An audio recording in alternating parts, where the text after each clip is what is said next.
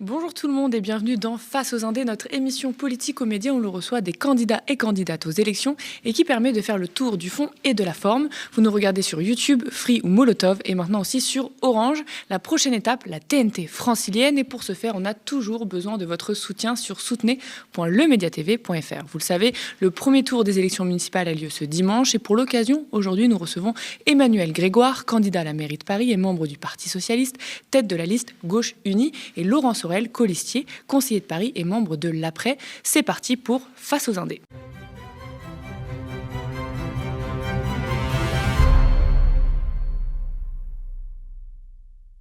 Avant de commencer cette émission, pour respecter le temps de parole, nous avons lancé des invitations aux principaux candidats, sauf à l'extrême droite. Donc merci à celles et ceux qui ont joué le jeu du pluralisme et sont venus sur notre plateau. Bonjour messieurs. Bonjour. Bonjour. Alors on va commencer tout de suite avec le thème du logement, question majeure pour les Parisiens, Parisiennes et Franciliens. Messieurs, vous êtes candidats à la mairie de Paris, mais vous venez aussi de faire 5 ans en tant que conseiller de Paris dans la majorité d'Anne Hidalgo. Et ça peut être l'occasion aussi de faire un bilan de ce mandat. On le sait, la crise du logement s'est aggravée ces dernières années. Et pour en parler, je vais passer la parole à mon camarade Amine. Oui, bonjour Emmanuel, bonjour Laurent. Laurent, vous avez été conseiller de Paris et Emmanuel, vous étiez premier adjoint pendant la période où la crise du logement s'est justement renforcée. À Paris, près de 290 000 ménages attendent un logement social, mais environ 9 000 ont été attribués seulement en 2024, ce qui montre qu'il y a une saturation. Le parc locatif privé s'est fortement contracté. 180 000 logements locatifs classiques ont disparu entre 1982 et 2021. Il y a une véritable pénurie. Vous avez d'ailleurs articulé votre clip de campagne sur le risque d'aggravation de cette crise du logement si Rachida Dati arrive au pouvoir à la tête de la mairie de Paris.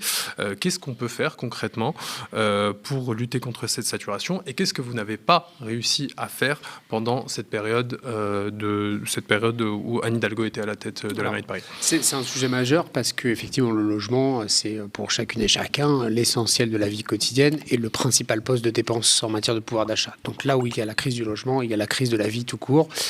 Nous avons fait énormément, je vais y revenir, et nous allons faire plus sur des nouveaux enjeux et des nouveaux sujets. La première chose, c'est que la gauche à Paris a produit depuis 2001 130 000 logements sociaux. C'est quasiment un effort unique au monde en si peu de temps.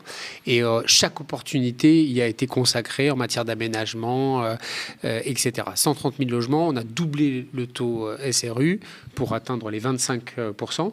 On a essayé, c'est un vrai défi, de rééquilibrer, mais enfin c'est très compliqué parce qu'il y a des endroits très denses où il n'y a pas de réserve foncière, il y en a, et principalement les réserves foncières sont situées dans la zone du périphérique, dans la zone des maréchaux, et donc on a créé des logements dans ces zones-là qui sont des endroits qui comptent déjà beaucoup de logements sociaux. On prenait le 13e, le 19e, on est à près de 50% de logements sociaux. Cet effort aujourd'hui, il permet à 700 000 Parisiens d'habiter à Paris, et pour l'immense majorité d'entre eux, ils ne pourraient pas continuer à le faire.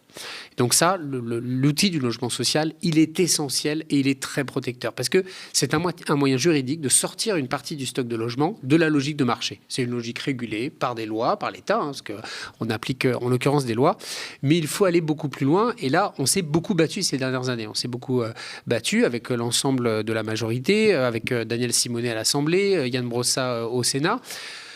Pourquoi ? Pour tout simplement que les villes disposent d'outils sur le plan juridique pour mieux réguler le marché du logement. Parce qu'à côté du logement social, en réalité, le marché, il n'est pas régulé. Historiquement, il n'était pas régulé. Ça a conduit à ce que vous évoquez, c'est-à-dire des comportements spéculatifs qui vont là où c'est le plus rentable. Et à cet égard, à Paris, parce que c'est une ville extrêmement attractive sur le plan touristique / économique, eh bien, c'est du meublé touristique, c'est une dérive tertiaire vers des bureaux, etc. Et on s'est battu pendant 10 ans pour obtenir de nouveaux outils pour mieux réguler cela, que nous avons retranscrit dans le plan local d'urbanisme bioclimatique qui a été voté il y a un an maintenant, et nous disposons d'outils beaucoup plus ambitieux. Et c'est vraiment l'originalité de notre programme logement, c'est qu'à côté du levier logement social que nous allons continuer à développer, on a un objectif de 30 000 logements sociaux, nous devons maintenant renforcer la régulation. C'est lutter d'abord contre la vacance des logements. Vous avez évoqué le chiffre de moins 180 000 stocks disponibles. Ça arrive à un total de 1 sur 5. Il y a 1,4 million de logements à Paris, il y en a 300 000 qui sont vacants. C'est-à-dire qu'ils sont soit des meublés touristiques, soit des résidences secondaires, soit tout simplement vides, parce qu'il y a des gens tellement riches qu'ils n'ont pas à se préoccuper en fait de savoir s'il y a des gens dedans. Ce qui les intéresse, c'est plutôt un produit d'épargne. Et puis l'augmentation des valeurs immobilières fait que ça a de l'attrait. Et donc tout notre programme, son originalité, c'est qu'à côté de la création de logements sociaux, on va venir puissamment réguler le marché privé. Laurent, dans le programme de la Gauche Unie à Paris, il y a une promesse de 60 000 logements, si je ne me trompe pas. Mais vous précisez également dans ce même programme, sans augmenter la dette de la ville. Comment on fait pour faire des dépenses de cette envergure sans augmenter la dette? Alors, il y a un vrai défi pour ce qui est de la ville de Paris. D'abord, il y a une responsabilité. C'est que quand on fait campagne sur les marchés, en porte-à-porte, la première revendication, la première demande, c'est le logement. On est tous concernés, toutes et toutes concernées. Quand on vit à Paris, on a toujours l'impression d'avoir cette épée de Damoclès au-dessus de la tête, le propriétaire qui vous donne congé, et puis eh bien, on est obligé de passer de l'autre côté du périph'. Et ça, la ville de Paris et la Gauche Unie a une responsabilité de répondre à ce besoin urgent des Parisiens. Alors évidemment, ça demande de mettre des moyens. Aujourd'hui, la ville de Paris consacre autour de 800 millions d'euros pour le logement, un peu plus. Il y a quelques années, c'était autour de 400-450 millions. Donc il y a une volonté affirmée de la ville de Paris de mettre des moyens. C'est beaucoup plus aujourd'hui que ne le fait l'État, par exemple, nationalement. Ce qui montre l'ambition. Il faut faire évidemment encore plus. Et pour ça, il faudra évidemment réfléchir à toutes les marges de manœuvre budgétaires qui pourront être dégagées. Parce que les Parisiens et les Parisiennes regarderont les promesses qu'on leur aura faites et sauront nous rappeler ce qu'on leur aura promis quand on sera en responsabilité, nous l'espérons, parce que nous aurons gagné et que nous devrons assumer des promesses qui sont faites, c'est-à-dire 30 000 logements sociaux, 30 000 plus 30 000 logements publics en tout.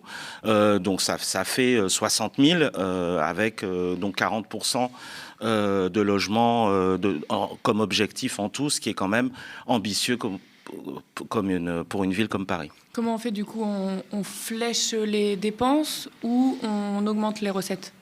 Alors, il faut faire les deux. Il faut rappeler quelques règles parce qu'elles sont importantes dans le débat public. Vous avez observé que nos adversaires, ils expliquent que la ville de Paris est en faillite. Les mots ne sont jamais assez durs. C'est totalement faux pour une raison légale d'abord.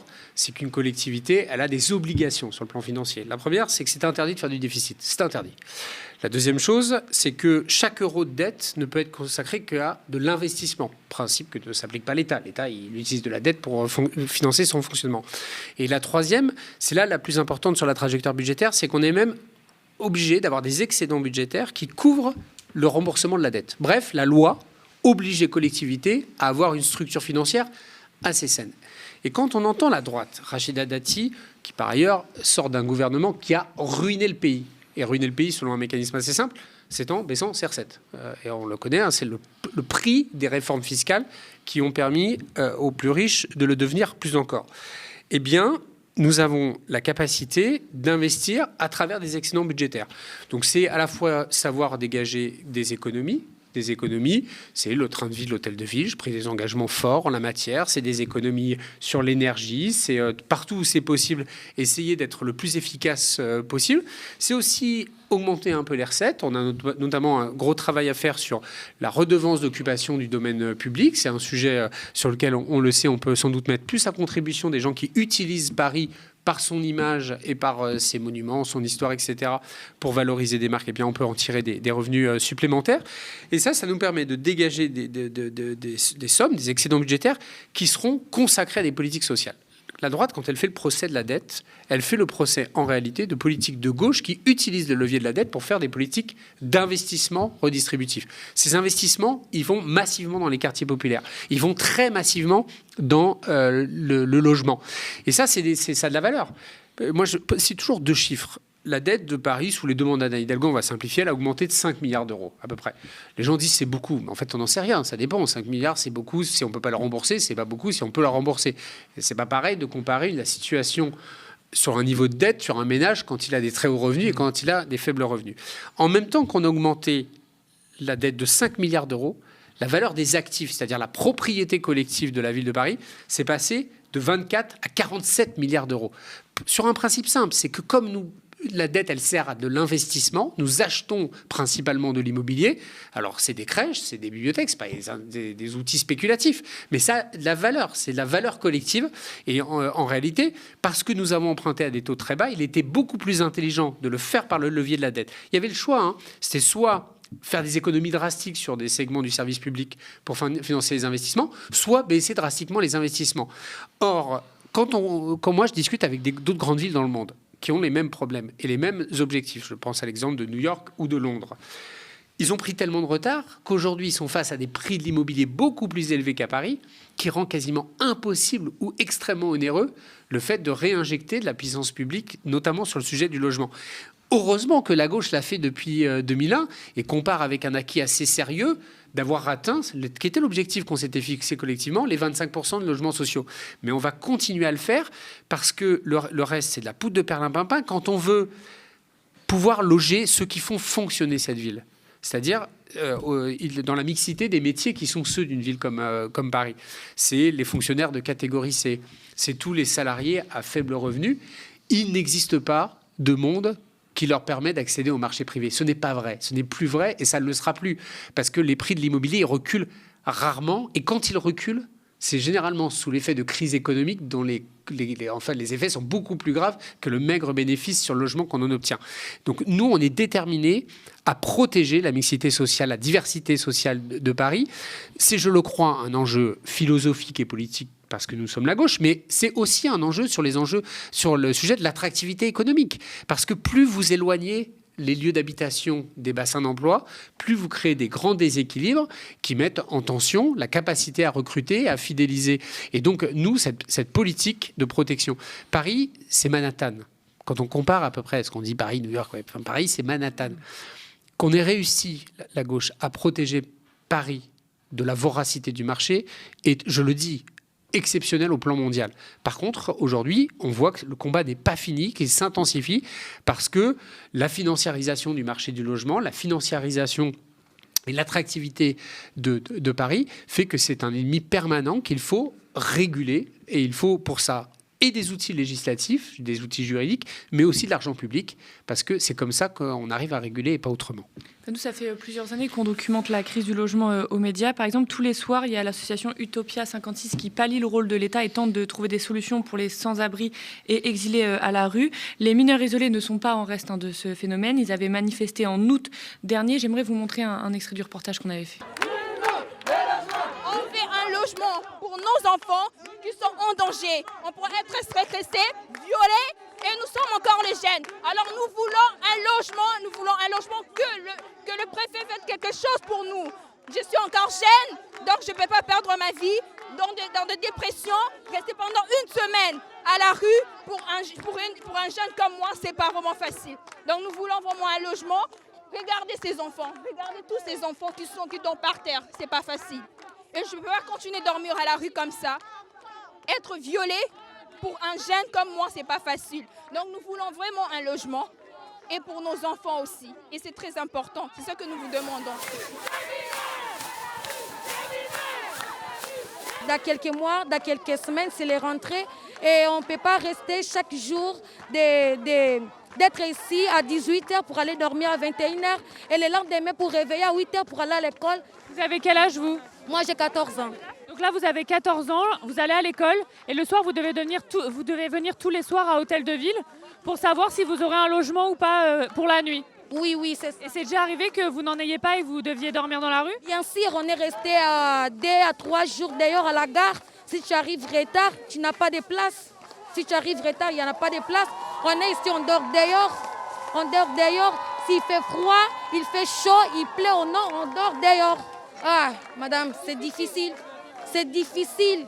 C'est difficile, c'est fatigant. Tout le monde demande comment vous faites. Madame, c'est difficile, on est fatigué. On est fatigué, nous sommes des filles. Les logements d'urgence du 115 sont pleins, on l'a vu. Le nombre de sans-abri, d'exilés et de mineurs à la rue se multiplie. Là, on a un problème qui est concret devant nous, qu'on vient de voir. Est-ce que vous avez une solution concrète à apporter ? Oui, on en a une, et c'est d'ailleurs un engagement fort de cette campagne. c'est, je crois, d'ailleurs bien identifié dans le reportage, c'est une compétence de l'État, l'hébergement d'urgence, à l'exception des femmes isolées avec enfants de moins de 3 ans, où là, c'est une compétence des départements. Et la ville est un département. D'abord, dire que la ville, elle fait beaucoup plus que ce qu'elle devrait au regard du droit, puisque on était monté jusqu'à 2000 prises en charge dans des conditions qui ne sont pas parfaites, puisque c'est principalement de l'hébergement de grande capacité dans des gymnases. Mais parce qu'on est confronté à ça toujours. D'abord dire que là, ils sont devant l'hôtel de ville. J'ai beaucoup d'admiration pour Utopia 56, qui est une association que je connais bien. Ce sont des gens très engagés et ils passent un temps de dingue à accompagner les personnes en difficulté. D'abord, il y a 2 sujets. La saturation du 115, mais ce n'est pas le seul problème, parce qu'il y a aussi des gens qui ne sont même pas éligibles au 115. Je pense en particulier à la situation de ce qu'on appelle les jeunes en recours de reconnaissance de minorité. Ils sont quelques centaines à Paris, dans un secteur qui est plutôt localisé désormais, quai de Seine, Cité des Arts, Bourdon et Henri IV. Il y a des profils qui sont éligibles au 115, mais le 115 n'a pas assez de place. Donc il y a un problème de dimensionnement. Il y a ceux qui ne sont pas éligibles et que l'État ne veut pas prendre en charge. Les jeunes en recours, mais je pourrais citer aussi le cas des primo-arrivants, qui sont principalement concentrés sur l'axe entre Colonel Fabien et Barbès-Rochechouart, quasiment par segment de nationalité, qui sont pour beaucoup d'entre eux des gens qui ont passé plusieurs mois, parfois plusieurs années d'exil pour arriver quelque part en Europe, parce qu'ils ne viennent pas forcément à Paris. Certains veulent venir en France, d'autres veulent aller en Angleterre, etc. On a pris un engagement qui est très fort, qui est de créer un plan d'urgence complémentaire de celui de l'État, dimensionné à 4000 places dans la mandature. On ne peut pas faire ça d'un coup de baguette magique, avec un engagement précis: 0 enfant à la rue à partir de l'hiver 2026. Ça va demander des moyens très importants. Mais on a choisi de le faire pour 2 raisons. La première, c'est qu'on ne peut pas s'exonérer moralement de cette situation sous le prétexte que ce n'est pas notre compétence légale, parce qu'ils sont sous nos fenêtres. Et la raison pour laquelle Utopia 56 vient chez nous, la ville, c'est parce que d'abord, nous, on ne fait pas appel à la police pour les virer. Et deuxièmement, on ne fait pas d'expulsion, de libération de bâtiments occupés sans plan de mise à l'abri. Est-ce que vous dénoncez aussi quand la police les vire ? Oui, parce que nous, on a une doctrine. Le préfet de région la connaît parfaitement, le préfet de police aussi. Et d'ailleurs, c'est plutôt quand le gouvernement s'en mêle que c'est compliqué. Pas d'expulsion sans plan de mise à l'abri, qui ne sont pas parfaits, etc. Mais en tout cas, on n'expulse pas. Nous, on ne demande pas l'expulsion, la réquisition de la force publique. Et les associations le savent. Et je redis notre gratitude et notre admiration.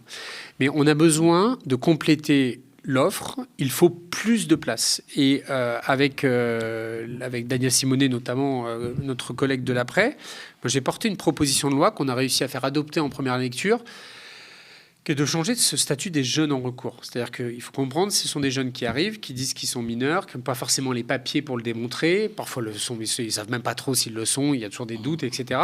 Mais quand il y a une non-reconnaissance de minorité, ils sont des statuts de nini, c'est-à-dire ni mineurs, ni en fait éligibles à l'hébergement de droit commun.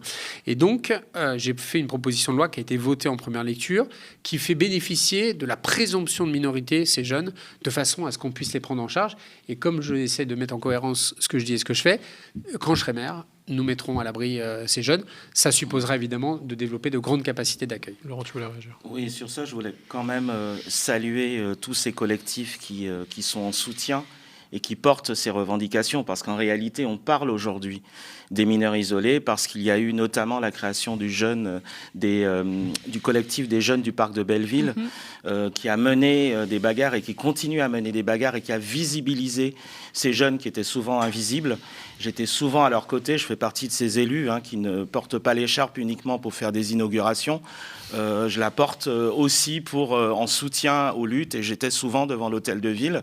Vous avez occupé la Gaîté Lyrique aussi. Oui, j'étais à la Gaîté Lyrique, j'ai pris quelques petits coups des policiers, et j'ai vu cette violence qui s'abat sur ces jeunes. Et aujourd'hui, le défi devant lequel se retrouve la ville, c'est de répondre face à l'inaction de l'État, parce qu'en réalité, l'État laisse ces jeunes à l'abandon. Il n'y a pas de prise en charge souvent au niveau scolarité. Au niveau transport, il n'y a rien. Donc ça, c'est la région. Et la responsabilité de la ville, évidemment, c'est de dénoncer l'inaction de l'État. Mais c'est aussi d'agir quand l'État ne fait pas. Et j'ai vu les choses évoluer durant cette mandature, où j'ai souvent parlé au sein de l'hémicycle pour défendre ces collectifs. Et je vois aussi aujourd'hui, et j'en suis ravi, qu'il y a des engagements qui sont pris sur les 4000 places d'hébergement d'urgence, sur le fait qu'on ne veut aucun enfant à la rue. Ça veut dire que la ville sera comptable de ça. Et nous, évidemment, à l'après, avec Daniel Simonet, nous serons vigilants. Nous sommes des partenaires vigilants, tu le sais. Et donc, vigilants et exigeants. Et on l'était avant, on n'était d'ailleurs pas dans la majorité, et on le sera, on l'est aujourd'hui dans le programme, et on le sera demain, quand on l'espère, la gauche unie gagnera. Et il y a effectivement les mineurs isolés, mais il y a toutes ces familles qui se retrouvent à la rue nombre de fois. On était aux côtés d'Utopia 56 et des familles, devant la mairie du 20e, devant la mairie du 19e, devant la mairie du 18e, devant la mairie du 14e. Il y a une responsabilité à avoir par rapport à ça. Il y a évidemment les primo-arrivants aussi. La ville de Paris prend sa part aujourd'hui.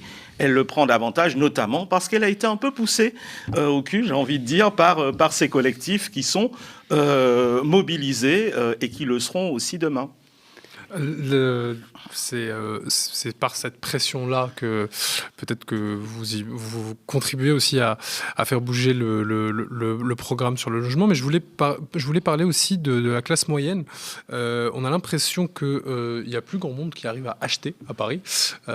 C'est aussi le cas de la classe moyenne qui s'éloigne de plus en plus de Paris, de la petite couronne aussi qui devient très chère, donc qui s'éloigne aussi potentiellement de sa vie sociale, de son travail, etc. Comment on fait pour rendre l'accès à la propriété abordable, et est-ce que c'est dans vos objectifs Oui, mais c'est clairement sur des modes particuliers. Pourquoi ? D'abord, la gentrification de la métropole est un phénomène historique. Historique, c'est même l'histoire de notre métropole, de son hypercentre attractif, de son activité économique. Moi, je ne suis pas parisien, je suis né en Seine-Saint-Denis, pas très loin d'ici, comme on dit, d'où on est là maintenant. Et cette histoire, je la connais bien, y compris qui s'est accélérée dans les années 50, 60, dans les grands programmes de construction de logements périurbains, là où le foncier était moins cher. Paris, c'est pas une ville de propriétaires depuis longtemps. 70% des gens sont locataires. C'est une atypie de Paris par rapport à plein d'autres endroits de France, même par rapport à certaines grandes villes. C'est une ville qui, depuis longtemps, du fait de ses prix de l'immobilier, est une ville principalement de locataires. Donc quand même, notre combat premier, c'est celui du logement social, de la régulation du marché locatif. Dans l'accession à la propriété, évidemment, il y a à Paris des gens qui réussissent très bien leur vie, qui gagnent, mais même à Paris, quand vous êtes dans les 2 déciles les mieux rémunérés, si vous n'avez pas un pécule d'héritage, ou que ce soit ou donation, etc., on ne peut plus accéder à la propriété. C'est devenu tellement cher. Donc là, on a un outil qui marche très bien, sur lequel on a beaucoup de demandes, qui est ce qu'on appelle le bail réel solidaire. Le BRS, c'est de l'accession à la propriété à moitié prix de marché. Le prix du mètre carré à Paris, c'est 10 000 euros. Le BRS, c'est de l'accession à la propriété à 5 000. Comment on arrive à monter ça ? On fait des modèles un peu complexes où on va acheter sur une très très longue durée. Et la personne qui va acheter un droit d'usage sur l'appartement. Et quand il va le revendre, il y a des mécanismes anti-spéculatifs dans lesquels la puissance publique récupère sa part d'intéressement. C'est le seul moyen aujourd'hui, si on dit les choses, pour des classes moyennes, d'accéder à la propriété. Alors, ce n'est pas un outil spéculatif parce qu'on ne peut pas faire des culbutes immobilières, pardon d'utiliser le mot, sur ce type de choses. Mais ça permet à des gens qui ont mis de l'argent un peu de côté, qui ont un peu d'épargne, eh bien, d'acheter un appartement et d'en avoir l'usage toute leur vie sans avoir à débourser 10 000 euros du mètre carré, avec des prix qui sont très variables à Paris en fonction des quartiers.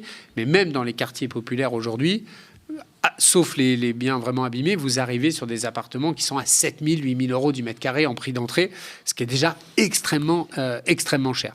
Donc l'accès à la propriété, d'abord, redire que la cohérence des politiques de logement ne peut pas se construire uniquement à l'intérieur de Paris. On a besoin de les réfléchir et de les discuter à l'échelle du Grand Paris. dans une ville, notamment Paris, qui est déjà extrêmement dense par rapport aux villes de la première et de la deuxième couronne. Et deuxièmement, on a besoin d'utiliser tous les leviers d'action.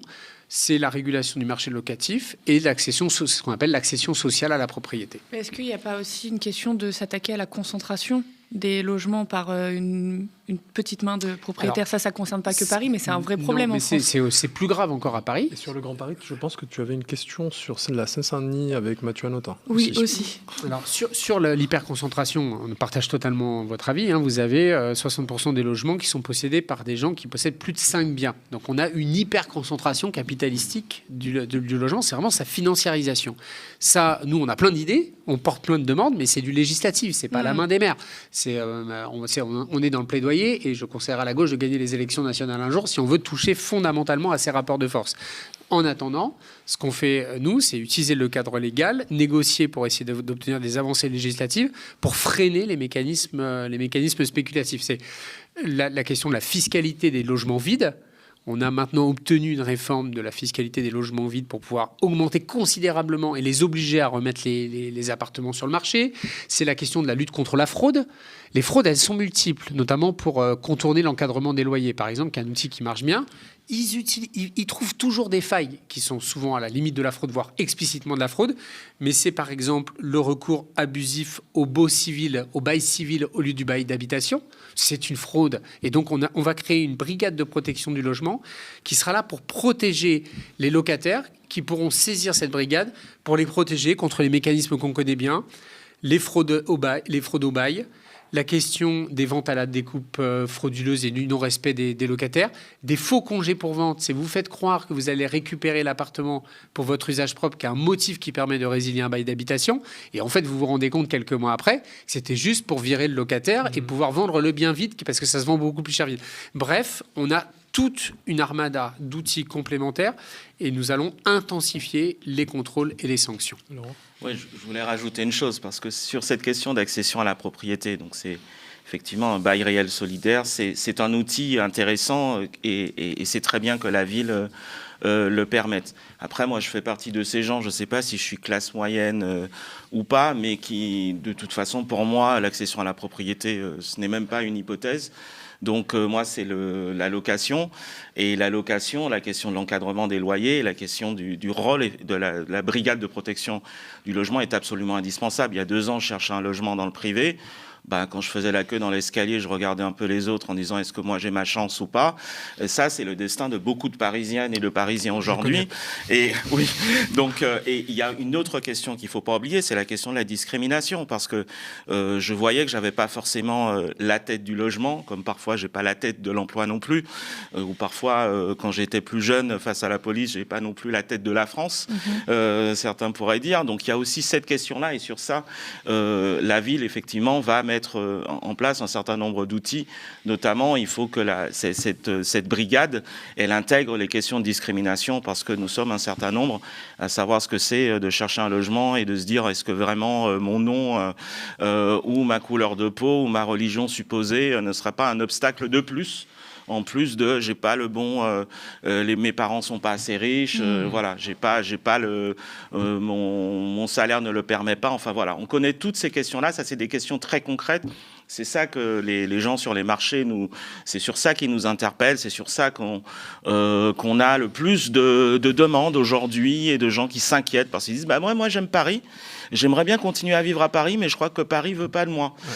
Donc, comment faire en sorte, justement, pour rendre Paris à ses habitants ? C'est des outils pour un peu désempouvoirer les propriétaires. Du rapport de force, c'est exactement ça. Bon, ça va faire plaisir à la droite. Je te laisse la parole, Amine. Oui, on a parlé assez longuement, j'espère, en tout cas, de votre programme sur le logement. Cette émission est tournée quelques jours avant le premier tour. Elle sort la veille du premier tour des élections municipales. On voulait évidemment vous poser la question sur la stratégie adoptée par la liste pour la liste de la gauche unie pour les municipales. C'est sur le fond là, sur notre discussion. On a étudié vos propositions, on a étudié celle de Sophia Chikirou qui était venue sur le plateau du Média il y a 2 semaines. On a l'impression qu'il n'y a pas une grosse différence entre vos programmes. Non, bon, heureusement d'ailleurs. Heureusement que dans les confrontations idéologiques, il y a des nuances, mais que les grandes différences, et moi je ne confonds pas les concurrents et les adversaires, dans cette élection, nous n'avons qu'une seule adversaire, c'est Rachida Dati. Parce qu'aujourd'hui, les conditions sont ainsi faites que ce sera notre union qui l'emportera ou Rachida Dati, alliée arithmétiquement, sans doute alliée avec Sarah Knafo. Et donc nous, on a fait une large union. Avec Laurent, il le rappelait tout à l'heure, pendant des années, avec Daniel avant Laurent, on n'a pas été ensemble. On a été ensemble, mais il y a longtemps. On a fait le choix au-delà de nos nuances et de nos différences. On ne sera pas d'accord sur tout. Mais enfin, il s'agit de protéger Paris contre une menace existentielle, celle de l'alliance de la droite extrême et de l'extrême droite. Et que cet enjeu, il justifie quand même de mettre à plat les nuances pour se concentrer sur l'essentiel. Avec Sofia Chikirou, ce n'est pas possible parce que la discussion s'est très mal engagée. Elle a commencé sa campagne en expliquant qu'il ne fallait plus qu'il y ait de maire socialiste à Paris. Et je comprends que je concentre à peu près l'essentiel du courroux de ses expressions médiatiques, à tel point que j'ai fini par penser que j'étais son adversaire plutôt que l'extrême droite ou Rachida Dati. Donc, et moi, j'ai passé ma campagne dans les sollicitations des journalistes. Alors, alliance, pas alliance, pas alliance. On essaie de dépasser ça et de dire c'est un enjeu municipal. C'est un projet pour les municipales et dans lequel on essaie de se refuser à ce qu'il y ait un parasitage sur les enjeux de présidentiels nationaux qui sont évidemment très lourds, hein, et aucun d'entre nous n'y est indifférent puisqu'on est tous des militants politiques. Mais simplement dans l'ordre des choses, à Paris, on doit protéger cette ville des menaces. Et la principale des menaces, c'est celle, elle est de deux ordres, hein, elle rejoint le sujet du logement, c'est de laisser le marché faire ce qu'il veut, et avec les effets de ségrégation et d'éviction que ça va provoquer partout. Et le deuxième, il est plus lourd pour notre pays comme pour notre ville, c'est évidemment l'imprégnation des idées de l'extrême droite dans ce qu'on appelait historiquement la droite républicaine qui a montré des fragilités morales et politiques majeures dans ces derniers mois. Et je le crains peut-être plus encore à Paris qu'à d'autres endroits. Et donc à cet égard, nous on est concentré sur l'objectif que notre union, qui est le vote efficace pour battre Rachida Dati, soit le plus haut possible au premier tour et nous donne suffisamment de force pour aborder le second tour. Et après, c'est la magie de la démocratie. Justement, pour le second tour, s'il faut faire front contre Rachida Dati, contre cette menace dont vous parlez, vous faites front avec Bournazel, macroniste, ou avec Chikirou et les filles ? Ni l'un. Moi, je l'ai dit clairement, et vraiment, je peux le redire, ça, ni l'un ni l'autre. Pourquoi ? Parce qu'avec Sofia Chikirou, c'est impossible, parce que fondamentalement, elle ne le souhaite pas. Jean-Luc Mélenchon ne le souhaite pas. Ils ont passé le meeting à me cogner dessus. Après, dans leur dernier meeting, ils appellent à une fusion technique. Pardon, ça n'existe pas, les fusions techniques, ça n'a pas de sens. Puisque le principe d'une fusion technique, c'est pour obtenir une majorité politique. Donc, une fusion technique n'a de chance ou n'a d'intérêt que si elle donne une majorité politique. Donc ça veut dire faire un accord politique. C'est un argument qui n'a aucun sens sur le plan politique et juridique.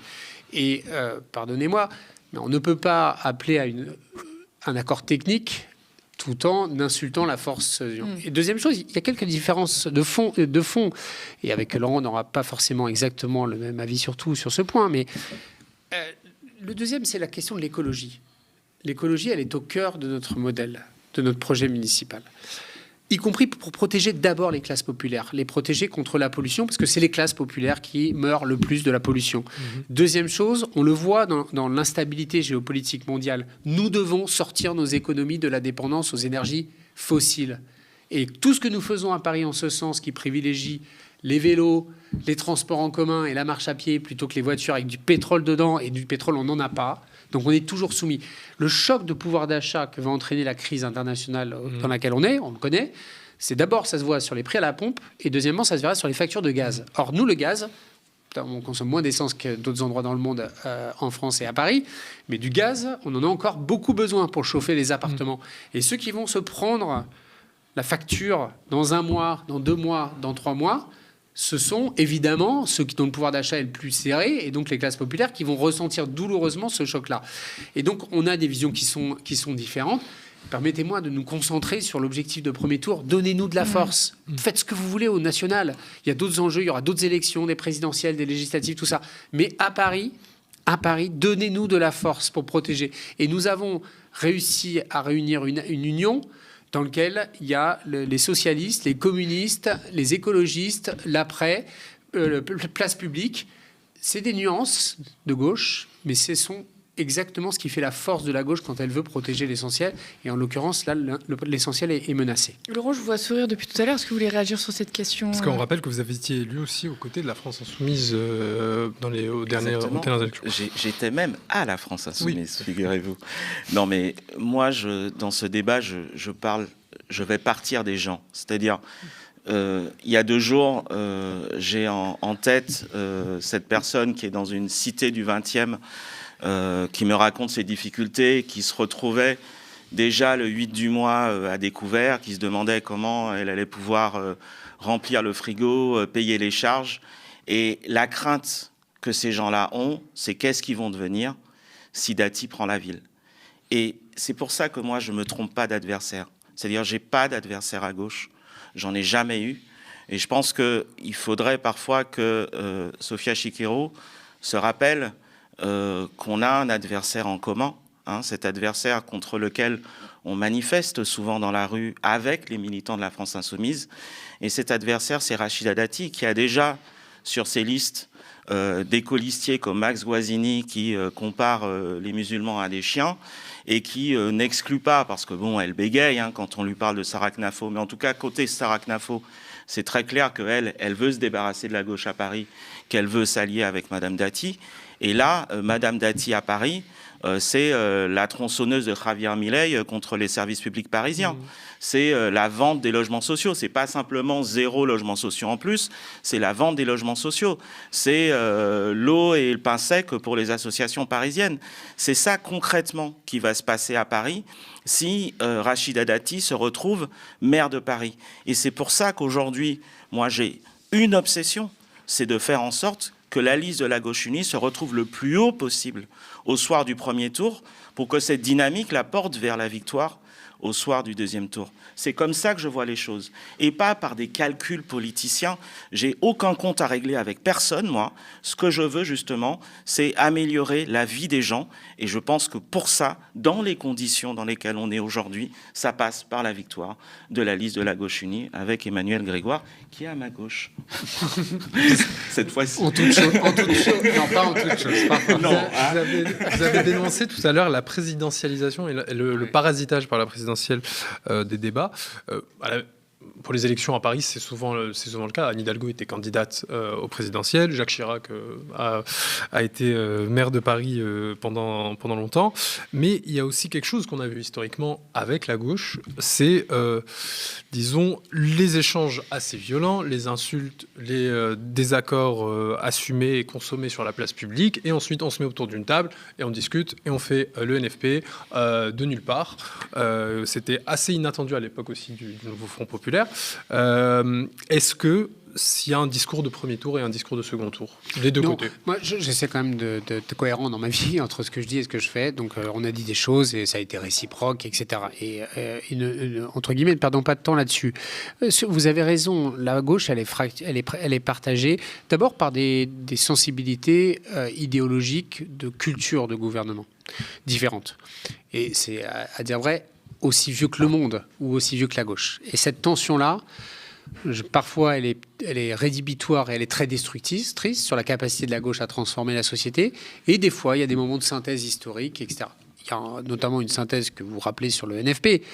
Quel a été l'élément déclencheur de cette dynamique qui permet de surmonter toute chose? La menace de l'extrême droite. La menace de l'extrême droite. À Paris, il n'y a pas de menace de l'extrême droite. Ah bah Knafo est pas très loin du second tour maintenant. Non, elle va être au second tour probablement, mais elle n'est pas en capacité d'être maire de Paris. Oui. C'est différent. Et d'ailleurs, je veux encore retenir cette différence parce que on dit, oui, Paris, c'est un territoire d'expérimentation de la gauche. Enfin, la sociologie électorale de Paris n'a rien à voir avec la sociologie électorale du pays profond. Et ce serait une erreur grave sur le plan de l'analyse politique de penser qu'on peut calquer les situations entre les grandes villes et la France dans sa grande diversité et aujourd'hui dans ses grandes fractures politiques. Donc aujourd'hui, on a une adversaire, c'est Rachida Dati. La question, c'est Rachida Dati, ce sont ses complaisances, ses compromissions avec l'extrême droite. D'ailleurs, c'est pas nouveau. de la part d'une partie de la droite. Ça fait déjà très très longtemps qu'il y a parfois des zones de trouble. Et plus l'extrême droite est forte, malheureusement, plus les compromissions de la droite sont permanentes et graves. À tel point d'ailleurs qu'on s'inquiète, est-ce que c'est réversible dans les échéances nationales? Mais sur le plan local, moi, on a un message collectivement qui est un message d'efficacité. On ne nous trompons pas d'échéance. Moi, je ne me mêle pas de la présidentielle, c'est pas mon sujet. Comme citoyen, je m'y intéresserai le temps venu. Mais aujourd'hui, on est concentré sur l'échéance municipale. Et je pense que toutes les voix qui nous manqueront au soir du premier tour maximiseront les chances de Rachida Dati d'être élu maire de Paris. Et donc, je le dis avec d'abord respect et nuance de la diversité de la gauche qui s'apprête à voter pour nous, parce que cette gauche parisienne, elle a une histoire complexe, riche. S'il y a bien un territoire qui est riche des complexités de la gauche, c'est Paris. C'est une ville du mouvement social, de l'engagement, d'une radicalité qui est aussi au cœur du modèle parisien et de sa capacité à bousculer les choses et à faire avancer les choses. Et donc, on veut être les porteurs ou les garants de cela. Ça ne veut pas dire qu'on est d'accord sur tout, probablement qu'on ne l'est pas encore et qu'on ne le sera pas dans l'exercice des responsabilités, mais on n'oublie jamais l'essentiel. Et l'essentiel, c'est quand même de protéger les plus vulnérables, c'est de lutter contre les discriminations, c'est de lutter contre le racisme et de garder de Paris l'image d'une terre d'émancipation, de liberté et de protection. Vous parliez de Paris et du Grand Paris tout à l'heure, parce que vous ne pouviez pas tout faire tout seul à l'échelle parisienne. On voulait revenir aussi sur vos camarades dans les villes voisines avec lesquelles vous travaillez, je suppose. À Saint-Denis, c'est Monsieur Hanotin, le maire, est candidat aussi à refaire un mandat, qui est donc au Parti Socialiste. Et lui, il a misé vraiment sur une politique assez sécuritaire, avec la multiplication des caméras de surveillance, des effectifs de police municipale multipliés par 3. Il y a 20 millions d'euros d'investissement dans une politique répressive. Lui-même dit que c'est un préalable avant tout autre développement de politique publique. Est-ce que vous partagez sa conception de la municipalité? D'abord, je pense qu'il ne faut pas juger à l'aune de sa propre expérience. Je connais bien Saint-Denis. Je peux vous dire que ce n'est pas comme Paris. Il n'y a pas les mêmes difficultés, il n'y a pas les mêmes enjeux sociaux, il n'y a pas les mêmes besoins. Et moi, je ne vais pas donner des leçons à qui que ce soit sur sa compréhension des attentes de sa population. Vous dire, quand vous regardez les sondages qualitatifs, sur en gros, c'est quoi les sujets de préoccupation des gens? À Paris, c'est toujours les mêmes. Sécurité et propreté. Ça revient toujours en tête depuis 50 ans, depuis la loi de 75 qui a créé à peu près la ville de Paris de droit commun comme les autres. Avant, c'était autre chose, c'était une préfecture principalement. La propreté et la sécurité, c'est toujours dans le top. Là, on a vu des sujets nouveaux émerger. Les deux sujets qui impriment beaucoup cette élection, c'est le logement, c'est majeur pour les raisons qu'on a évoquées, la santé aussi, qui n'est pas pourtant la santé au cœur du... Et à Paris, on a une deuxième atypie, c'est que Paris, c'est la capitale et qu'à cet égard, la police nationale y a toujours exercé historiquement, et depuis Louis XIV et la création de la lieutenance de police, une compétence quasi exclusive. Et donc, à Paris, on avait moins ce rôle en matière de sécurité et de tranquillité publique. Mais même à Paris, on le sait, dans les quartiers, on a une demande. C'est lié à quoi, ça? D'abord, c'est lié au désengagement de l'État. C'est-à-dire que ceux qui viennent sur les plateaux télé expliquer qu'il faut plus de sécurité pour Paris et qu'on va voir ce qu'on va voir avec la police municipale, etc., sont en réalité ceux qui ont organisé la décrue de la présence de policiers nationaux dans nos villes, partout, avec des baisses drastiques. Je donne des exemples, il y a des arrondissements où il y a 2 fois moins de policiers nationaux par rapport à il y a 20 ans. Vous ne retirez pas la moitié des policiers nationaux d'un arrondissement sans que ça se voit sur le terrain. Il n'y a plus de police de proximité, et donc nous, on veut renouer ça. Et donc, Mathieu, je vais vous dire, je lui fais confiance et je ne me mêle pas des campagnes des autres. Chacun essaie de répondre aux besoins qu'il ressent de sa population comme il le souhaite. Je vais vous donner l'autre exemple sur la vidéoprotection. Moi, je suis ni pour ni contre. Il y a des cas où ça peut avoir un effet, y compris de réassurance. Il y a des quartiers populaires dans lesquels on nous demande des caméras de vidéoprotection parce qu'il y a dans ces cas-là, d'abord, nous, on peut pas, à Paris, c'est la compétence exclusive du préfet de police. Nous, on n'a pas le droit légalement d'installer. Mais moi, je suis prêt à accompagner dès lors que c'est une demande des habitants des quartiers. Et il y a des endroits où je pense qu'il y en a déjà beaucoup et que c'est, en l'occurrence, il me semble manquer plus d'agents pour voir les images que de caméras pour enregistrer ce que font les gens. C'est plutôt mon sentiment dans la pratique assez détaillée que j'ai avec la préfecture de police de ces sujets. Sur la question de Saint-Denis, moi j'ai travaillé il y a quelques années dans une association à Saint-Denis et pour ce qui est des rapports avec la police, disons que je suis plus du style à dire qu'il ne faut pas forcément plus de police, mais mieux de police, parce que je sais ce que ça veut dire les contrôles aux faciès. parce que je sais ce que ça veut dire malheureusement, les violences policières, et qu'aujourd'hui, je suis ravi qu'il y ait dans le programme de la Gauche Unie la question des récépissés des contrôles aux faciès, et que aussi on aborde la question des amendes qui font qu'aujourd'hui, il y a un certain nombre de jeunes des quartiers populaires qui se retrouvent avec 15, 20, 30 000 euros de dettes alors qu'ils commencent leur vie professionnelle, qu'ils commencent leur vie d'adulte tout court. Et ça, c'est inadmissible. Et pour le coup, sur ça, je me retrouve tout à fait avec la liste de la Gauche Unie. Et sur le reste, je vais rester de ce côté-ci du périph' et je ne ferai pas plus de commentaires. On peut rajouter qu'on a une deuxième vision, c'est qu'il n'y a pas de bonne politique de sécurité qui ne passe par des politiques de prévention et d'accompagnement social. La spécificité de l'approche en matière de sécurité de la gauche, c'est qu'on considère que tout ce qui concourt à aider à l'animation locale, à l'insertion professionnelle, est un moyen puissant ou peut-être le plus important pour lutter contre la délinquance. C'est le préalable. Là, justement, M. Hanotin, il dit que la politique policière, c'est le préalable. Donc c'est pour ça aussi que je vous ai posé la question. Alors, si je peux exprimer, je ne sais pas ce qu'a dit Mathieu, je le connais vraiment très bien, mais je lui demanderai. Mais en tout cas, moi, ce qui est sûr, c'est que notre vision, c'est qu'il faut, pour être efficace en matière de sécurité, avoir de puissants outils de prévention. Mais ça passe par les clubs de sport, les clubs de loisirs, le renforcement de l'école publique, le soutien aux associations de proximité. Et à Paris, on a des outils qui sont jamais parfaits, mais qui ont montré leur efficacité en prévention des risques, avec le sujet de la médiation, avec le sujet des clubs, les clubs d'insertion, les clubs de prévention, les centres sociaux, les centres d'animation. C'est tout un arsenal qui, je le dis, est structurellement menacé par une victoire de la droite. Oui. Parce qu'ils pensent que c'est de l'argent donné à nos copains. Personne de ces acteurs n'est notre copain, jamais. Heureusement d'ailleurs qu'il y a des gens qui sont chargés de veiller à ça, c'est le cas du préfet de région. Nous, on utilise des acteurs locaux, souvent implantés dans les quartiers, dans les rues, qui sont des relais indispensables de l'action publique, complémentaires de la police municipale, complémentaires de l'action sociale, puisqu'on est y compris un département. Évidemment que la prévention, que la médiation et que l'insertion sont des outils indispensables à la prévention de la délinquance. De la sécurité, parce que quand on dit sécurité, je m'explique, quand on dit sécurité, on pense tout de suite à police, caméra, etc.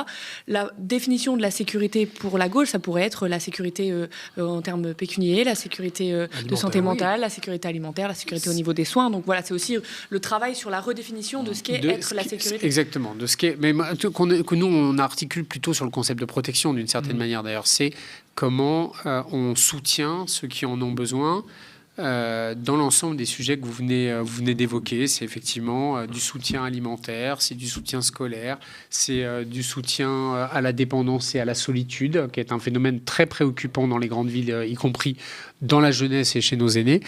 Mais effectivement, c'est une vue plus sociale de la sécurité qu'une perspective strictement sécuritaire. J'aime bien utiliser le terme de tranquillité publique. Il me semble un peu plus adapté et un peu moins dans une logique de répression, mais qui touche à quelque chose qui est vital pour tout le monde, c'est le pouvoir sortir de chez soi, se promener dans la rue, rentrer chez soi sans avoir peur de se faire agresser.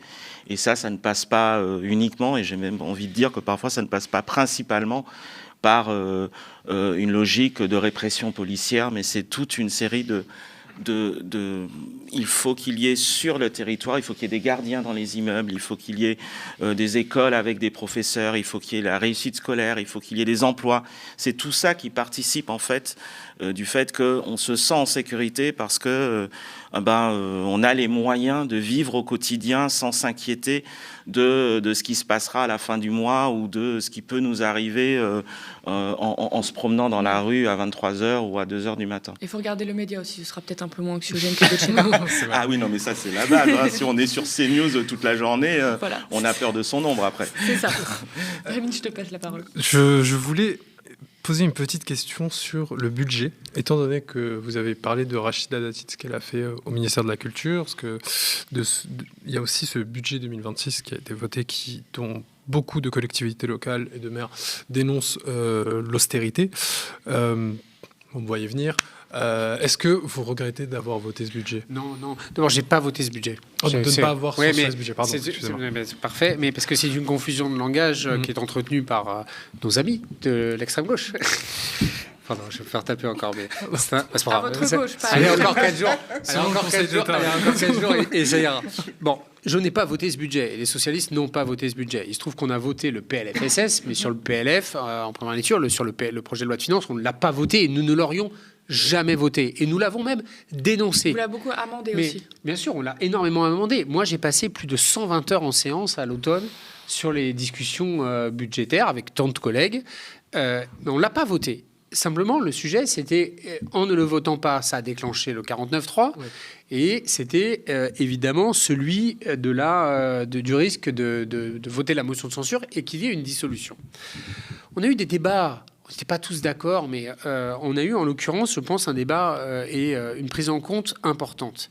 C'est que, et c'est peut-être pas moi d'ailleurs, député parisien le plus concerné, puisqu'on a des députés qui viennent de partout, on est 67 députés dans le groupe maintenant, il y avait une demande de stabilité du pays. Le pays n'en pouvait plus de la séquence budgétaire et on commençait à ressentir les blocages. Alors, que le président de la République, qui est un cynique absolu, en ait joué et ait agité la menace de la dissolution pour nous mettre un peu, pour nous tordre de bras, évidemment, on n'est pas naïf. Enfin, on l'a fait aussi dans un certain nombre de garanties qu'on a obtenues contre la non-censure. On a obtenu des choses qui, aux yeux des électeurs de gauche pur et parfait, ne peut jamais être suffisant, puisque ce n'est pas un budget de gauche. Et il ne le sera jamais avec ce gouvernement et cette Assemblée nationale. Mais on a essayé d'obtenir des garanties minimales, mais ne pas prendre le risque de la dissolution. Pourquoi ? Parce que la dissolution, aujourd'hui, je veux bien qu'on se raconte des trucs, mais aujourd'hui, le risque est majeur que le pays bascule à l'extrême droite. Et je ne crois pas qu'il soit dans l'intérêt des classes populaires, de tous ceux qu'on est censé défendre, que nous puissions prendre le risque que l'extrême droite arrive aux responsabilités. C'est un choix difficile, il est pour nous tous. C'est ni la facilité de censurer systématiquement, ni la complaisance de ne le faire jamais, mais on a choisi cette ligne-là. Après de longs débats internes, mais je crois que c'est aussi ce qu'on beaucoup attendait de nous, parce qu'il fallait sortir un peu de l'ornière et quand même que le pays puisse continuer à avancer. Le budget 2026, La oui. richesse de cette liste, c'est qu'il y a toute une série de choix qui ont été faits à ce moment-là. Si tu avais été justement. député à ma place, il aurait voté la censure. Alors, Parce que les représentants de l'après ont voté. Il se trouve que je suis exactement. suppléant d'une députée de l'après, Danielle Simonet, qui n'a pas eu la même vote que toi à l'Assemblée. Mais il se trouve que c'est pas la question qui est posée pour ces élections municipales. Et puis c'est ce qui fait toute la richesse de cette liste et qui montre que on a des divergences ou des nuances d'appréciation sur cette question, mais qu'on peut se retrouver. On peut se retrouver sur un même programme municipal. Et manifestement, je crois que dimanche, c'est pas pour les législatives ou les présidentielles qu'on va voter, mais pour les On municipales. posait la question aussi parce que il y a Rachida Dati qui est une incarnation aussi de ce gouvernement. je peux vous assurer que rien pour ce motif, il m'aurait été agréable de le censurer. Mais vous voyez, comme quoi, il faut toujours placer l'intérêt général au-dessus du reste. On a aussi posé cette question parce que le budget 2026, c'est forcément quelque chose qui touche concrètement après au budget des collectivités locales. Et donc, si vous êtes élu, vous aurez à gérer cette baisse de budget. Il y a des exemples. L'État réduit son soutien à l'effort des collectivités en faveur de la transition écologique. Le fonds vert baisse de 313 millions d'euros en 2026. Il y a aussi le gel du montant de la dotation globale de fonctionnement au niveau de 2025. Ce qui, littéralement, la ville de Paris touche zéro de tout ça. continuité, La ville de Paris touche zéro de tout ça depuis longtemps. Parce que dans le même temps, ils nous disent qu'on est en faillite. Ça fait bien longtemps qu'ils ont coupé ces c'est fonds-là intéressant pour de Paris. savoir. C'est zéro. La ville de Paris touche 0 € de dotation. Enfin, c'est pas ce qui justifie la non-censure. On est dans un univers de contraintes et on s'apprête à prendre la responsabilité avec la nouvelle équipe qui se présente dans la continuité de l'action de la gauche, mais avec aussi plein de nouveaux visages, de nouvelles priorités, de nouvelles cultures démocratiques aussi, parce qu'on sent bien que la crise démocratique est profonde et nécessite aussi une approche différente de l'exercice des responsabilités. Ça va être dur, ça va souffler très fort dans les voiles, on le sait, mais on s'est préparé à cela. Je pense que notre union symbolise ça aussi, c'est la capacité à se mettre autour de la table, à discuter. Je crois que Laurent peut dire, moi je ne prends pas de décision seul, je les prends en échangeant, en la maturant, en écoutant. Mais après, je sais aussi prendre des décisions et quand je dois les prendre, je les prends. On voulait finir sur une question parce que le débat politique actuel, typiquement, est un peu saturé par l'extrême droite. Et il y a une ambiance politique qui est assez lourde.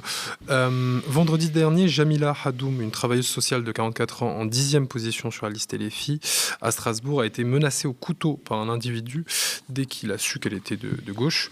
L'homme lui interdisait de coller une affiche. Il y a une ambiance spécifiquement qui cible la gauche, qui est assez violente. Est-ce que vous l'avez ressenti durant la campagne et comment on fait pour lutter contre ça ? Oui, on l'a ressenti. C'est alors pas malheureusement, pas heureusement aussi gravement que le cas que vous évoquez, et dire ma solidarité pour toutes les personnalités publiques engagées qui se retrouvent évidemment menacées. La pression de l'extrême droite est forte. Et même à Paris, qui est un territoire plutôt protégé de cela d'habitude, les copains nous disent sur le terrain, c'est dur. C'est dans certains arrondissements, c'est dur. La confrontation physique, les provocations, etc. Et ça doit appeler à la vigilance, à la mobilisation et à la responsabilité. Il se passe quelque chose de grave, on le sait, on le voit. Et si Paris, avec d'autres villes de France, peut incarner quelque chose de la protection, de la résistance et de la capacité à prévenir le pire, eh bien, nous le ferons avec honneur et avec plaisir.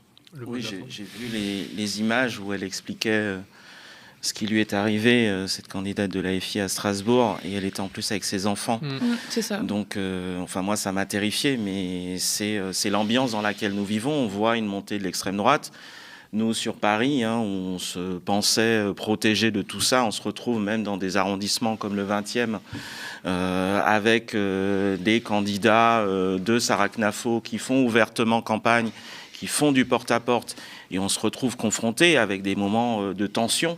Donc on se retrouve face à cette extrême droite qui monte, qui prend confiance, et avec ce renversement de valeurs, moi, qui me fait froid dans le dos, c'est-à-dire que les antiracistes deviennent les racistes, les antifascistes deviennent les fascistes.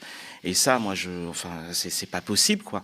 Donc c'est la nécessité d'être unis. Alors, dans la rue, parce qu'il y a aussi ça, cette question-là. Ça ne joue pas uniquement. Moi, j'ai jamais été de ces militants qui pensent que tout se joue dans les élections. Évidemment, là, on est en campagne. Mais je passe plus de temps dans les mobilisations en soutien, parce que je pense que c'est là aussi que ça se joue, au plus près des habitants, au plus près des collectifs militants. Et c'est là que se joue une partie essentielle de la résistance à cette extrême droite qui monte.